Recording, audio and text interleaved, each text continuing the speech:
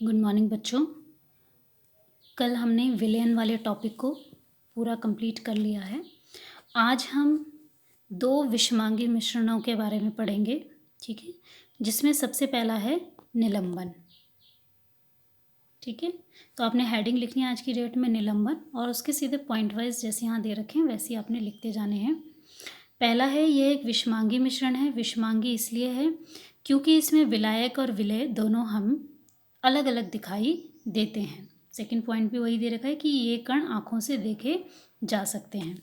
तो इसका उदाहरण क्या हो गया, जैसे आपने मिट्टी और जल, ठीक है, जब आपने इन दोनों को मिलाया आपस में तो एक निलंबन का निर्माण हो गया। तो ये एक विषमांगी मिश्रण है जिसमें विलायक यानी जल अलग दिखाई देता है और विलेय यानी मिट्टी के कण वो अलग दिखाई देते हैं। इसका नेक्स्ट पॉइंट है, ये निलंबित कण प्रकाश किरण की फैला देते हैं जिससे उनका मार्ग दृष्टिगोचर हो जाता है। इसे अब आपने थोड़ा सा समझना है कि कैसे होता है। मान लीजिए ये कोई कांच का बर्तन है, ठीक है, बीकर है, जिसमें क्या है, जल है और बड़े बड़े निलंबन के कण हैं, मिट्टी के कण, ठीक है। जब हम यहाँ टॉर्च की सहायता से इनमें प्रकाश किरण डालते हैं तो होता क्या है, जो प्रकाश किरण इन बड़े कणों से टकराती है वो आगे नहीं जा पाती है, लेकिन जो प्रकाश किरण जल से टकराती है वो सीधी आगे निकल जाती है। तो ये हमें यहाँ पर क्या हो रहा है, प्रकाश किरण का मार्ग बिल्कुल साफ साफ दिखाई देता है, ठीक है। नेक्स्ट पॉइंट आपने इसमें लिखना है कि यदि हम इसे शांत छोड़ दें, यानी हम इसे छेड़े नहीं, तो इसके कण क्या होते हैं, नीचे की ओर बैठ जाते हैं, आपको पता ही है। इससे हमें ये पता चलता है कि निलंबन अस्थायी होता है, ठीक है। तो यहाँ पर आपने इसके पॉइंट लिखने हैं। नेक्स्ट आता है, इसमें आपने हेडिंग लिखनी है कोलाइडल विलयन, ठीक है। कोलाइडल विलयन के बारे में आपने यहाँ लिखना है, तो इसके बारे में हम थोड़ा सा इसके प्रभावों को भी पढ़ेंगे कि इसकी कुछ विशेषताएं हैं वो हम यहाँ पर देखेंगे। देखिए, सबसे पहला पॉइंट, यह भी एक विषमांगी मिश्रण है। तो ये किसके जैसा है, ये पॉइंट अगर आप देखें तो ये पॉइंट आपको मिलेगा, अभी हमने जो पढ़ा, निलंबन जैसा, ठीक है, ये पॉइंट हमें निलंबन जैसा मिलेगा। सेकंड पॉइंट है, कोलाइड के कणों का आकार इतना छोटा होता है कि ये आंखों से देखे नहीं जा सकते। तो इसी तरीके के कण कहाँ किस में हमें मिले थे, विलयन में। तीसरा पॉइंट होता है, लेकिन ये इतने बड़े तो होते हैं कि प्रकाश की किरण को फैला सकते हैं, जैसा अभी हमने निलंबन में पढ़ा कि प्रकाश किरण का मार्ग हमें दिखाई देता है, ठीक है। नेक्स्ट पॉइंट देखेंगे, जब इनको शांत छोड़ दिया जाता है तब ये कण तल पर बैठ जाते हैं।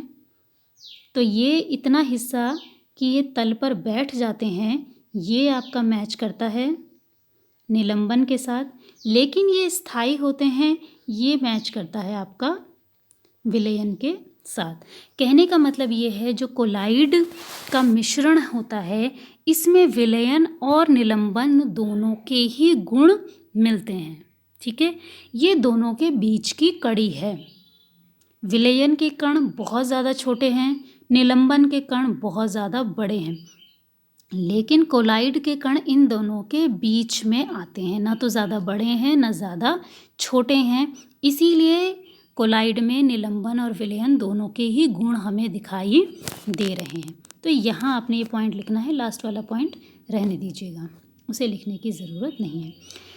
नेक्स्ट जो बहुत इम्पॉर्टेंट टॉपिक है वो है टिंडल प्रभाव, ठीक है। इस पे आपको प्रश्न पूछा जा सकता है कि टिंडल प्रभाव होता क्या है, तो इसे यहाँ पर हम समझेंगे। देखिए, ये है हमारा विलयन, ठीक है। सबसे पहला इसमें हमारा क्या है, विलयन है। तो विलयन में हमें कोई भी टिंडल प्रभाव, हमें पता है कि इस तरीके का कोई भी प्रकाश किरण का मार्ग दृष्टिगोचर नहीं होता है। निलंबन में अभी हमने पढ़ा कि वहाँ पर हमें दिखाई देता है, अभी आपको समझाया भी था।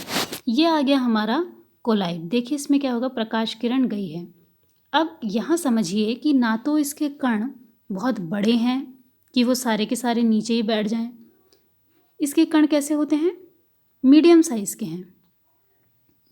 ठीक है, अब इसमें प्रकाश किरण का मार्ग कैसे दिखता है, देखिए जहाँ प्रकाश किरण को रास्ता मिलेगा वो सीधा यहाँ से जगह बना करके आगे निकल जाएगी। लेकिन यदि प्रकाश किरण टकरा गई किसी कण से तो वो वापस चली जाएगी। फिर जो प्रकाश किरण को जगह मिलेगी वो आगे निकल जाएगी। फिर अगर किसी से टकरा गई तो वो वापस आ जाएगी। कहने का मतलब ये है कि प्रकाश किरण को जहाँ जगह मिलेगी वहाँ से वो आसानी से गुजर सकती है, और जहाँ जगह नहीं मिलेगी वो टकरा के, कणों से टकराने के बाद वापस आ जाएगी। इसी प्रभाव को टिंडल प्रभाव कहते हैं। इस टिंडल प्रभाव को हम यहाँ जंगलों में, घने जंगलों में देख सकते हैं। देखिए जहाँ बड़ा वृक्ष है, ठीक है, तो इस बड़े वृक्ष ने क्या कर दिया है, प्रकाश किरण को रोक दिया है, तो वहाँ से प्रकाश किरण नहीं जाएगी। लेकिन जहाँ गैप है, रिक्त स्थान है, वहाँ से प्रकाश किरण बहुत आसानी से जा रही है। ठीक है, तो कहीं पे जहाँ पर बड़े कण हैं वहाँ से प्रकाश किरण नहीं जाएगी, जहाँ पर खाली जगह है वहाँ से प्रकाश किरण जा सकती है।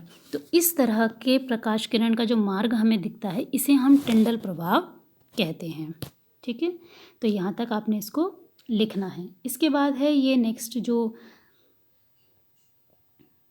यहाँ पर एक सारणी दे रखी है 2.1 कोलाइड्स के प्रकार हैं, ये सारणी आपने करनी है।